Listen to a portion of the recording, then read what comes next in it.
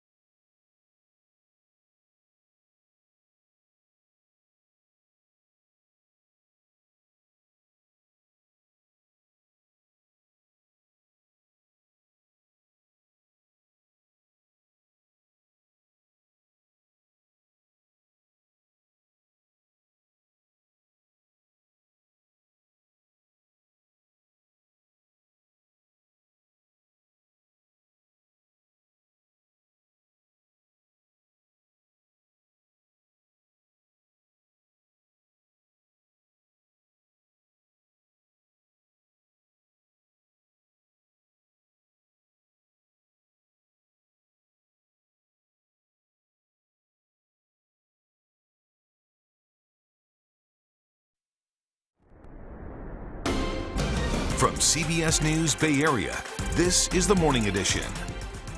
A 72-year-old security guard beaten with a pole just for trying to keep a neighborhood safe. His message for the people who attacked him. Students take to the streets in Santa Rosa after a number of violent incidents at their schools, including a deadly stabbing. My school absolutely failed him, 100%. I was the one who called 911. I do not currently feel safe coming to school. The changes they want to see when it comes to their safety. A new twist in Oakland's ongoing ransomware saga. The information hackers are threatening to release. Good morning. It's Saturday, March 4th. I'm Kelsey Thorud. Let's start with a quick check of our weather. First Alert meteorologist Paul Hagan. We've got 2 waves of rain headed our way today and then again tonight. There is going to be a little lull in the action in between this afternoon. So if you want to get some outdoor stuff done, fingers crossed, you might be able to do that. Some lingering showers tomorrow, but they're going to be more mist than hit. So Sunday does look like maybe the better day to try to get some outdoor activities in. Hour by hour rain chances today. The first wave of rain moves in late this morning into early afternoon. There's that break in the action, but then the rain chances are going to increase as we head into this evening and tonight. Temperatures are going to be cold all day, only low 50s. A 72-year-old unarmed security guard who was just trying to do his job saw a robbery in an Oakland neighborhood. He stopped to record it on his phone, and that one small act, he says, landed him in the hospital. Betty Yu checked in on him last night. This is how a resident found a beloved neighborhood patrolman after he was brutally beaten by 3 burglars in broad daylight in Oakland's Oakmore neighborhood. 72-year-old Alex Igbeneweka said he took out his cell phone to document the crime in progress. They all came out, 3 of them. They attacked me with whatever equipment they have. Beat me up, and it was a horrible, horrible, horrible scene. Fearing for his life, he said he pleaded and apologized to the burglars during the beating. One had a gun, the other had a metal rod. I used these 2 hands to block my head this way, and that rod hit my 2 wrists. That was shattered my ribs. And then the next thing, they kicked me to the curb. Alex suffered 2 broken hands and wrists and is recovering after surgery. The suspects destroyed his phone. He initially drove to Laymart Boulevard after a homeowner was alerted to a break-in on her security camera. Were you scared going in there? I wasn't scared because I've been in this job for more than 20 years, but I never expect this kind of thing will happen because I'm not armed. Alex was able to flag a passing cyclist to call 911. He said it took paramedics almost an hour to arrive. At a point, I started yelling in pain. Tell the ambulance not to come again. If I was going to die, let me die. It was all that, terrible. He eventually lost consciousness. The getaway car, a silver Hyundai Elantra, was captured multiple times on home security cameras and given to OPD. Police told this neighbor, who wanted to stay anonymous, that the stolen car later turned up abandoned in Oakland shortly after the crime. It's ruthless and it's abhorrent. An armed robbery took place outside her home just weeks before. We definitely are scared. There's a lot of different feelings. We're enraged, we're fearful, but we're saddened too that elders are being, especially a patrol is hurt. Neighbors have set up a GoFundMe page for Alex to help him through his recovery. It's bad, but thank God I'm alive. It could have been worse. These hoodlums committing all these crimes, using your precious brain for vandalism and crime, it doesn't pay. Crime doesn't pay. And Alex tells us he still prefers not to carry a gun on the job. He also says he's just taking things day by day in terms of when he might return to work. A Santa Rosa community is continuing to express grief after 16-year-old Jaden Pienta was fatally stabbed at Montgomery High School. Family, community members, and classmates stopped by the memorial last night to remember a life taken too soon. Andrea Nakano talked with them about the tragedy.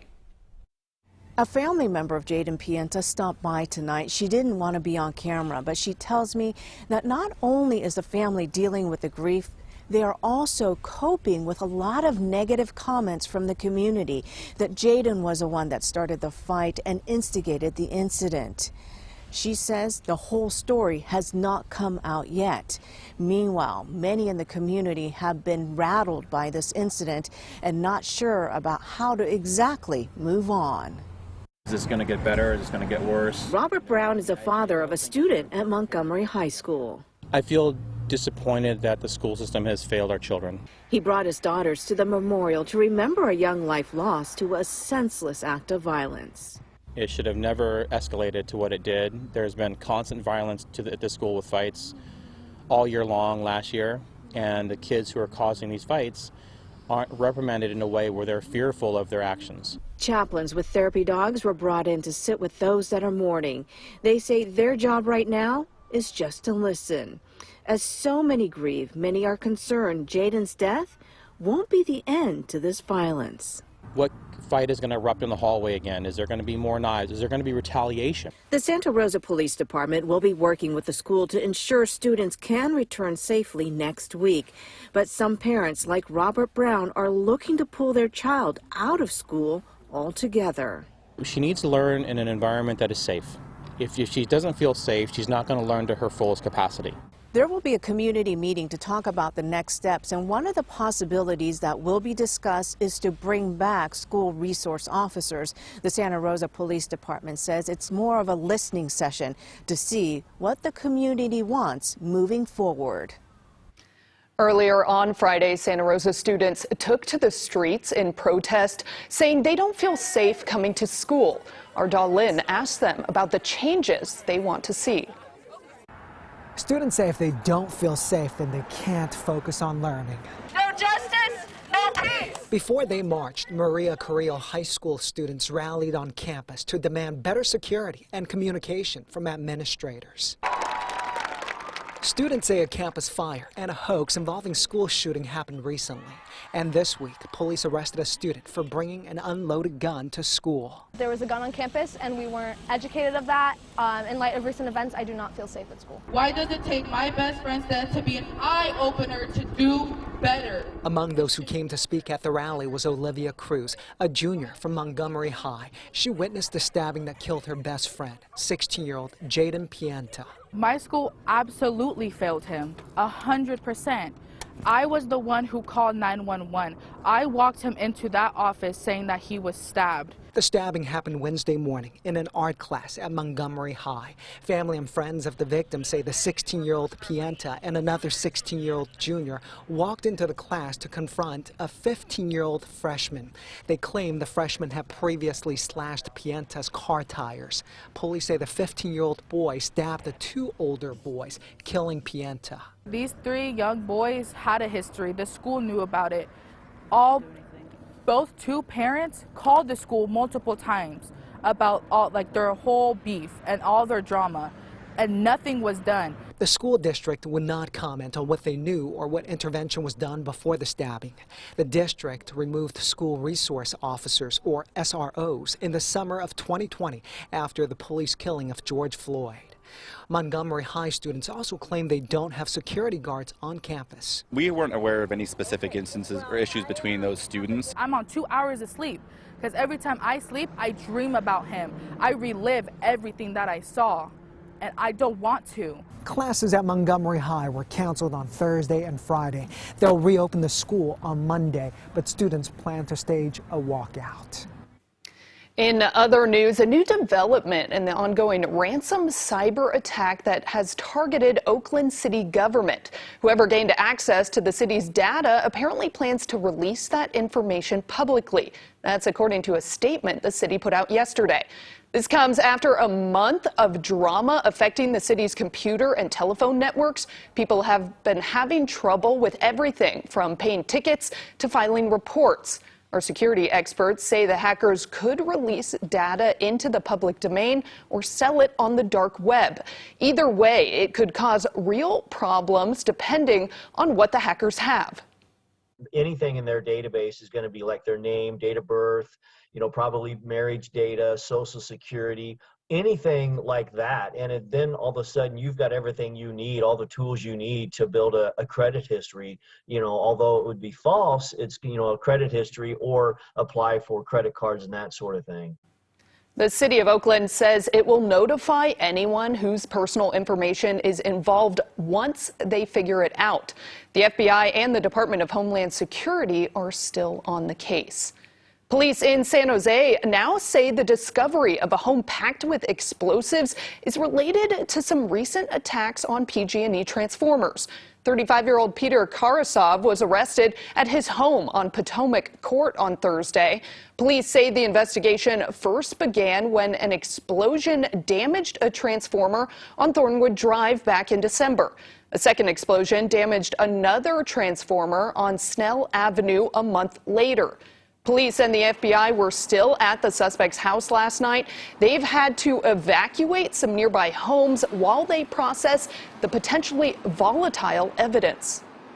Dealing with explosive devices is very detail-oriented, so we're expecting to be out at that scene for a few more days, possibly up to another 5 days total, while we go through with a fine-tooth comb and get all the evidence that is applicable to this case.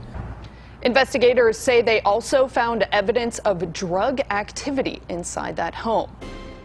People in the mountains of the northern Sierra are bracing for a fresh round of snow as forecasters warn against travel right now to that part of California. And space agencies from around the world are exploring a new idea. Maybe the moon should have its very own time zone. Here's a live look outside before we head to break. We'll be right back.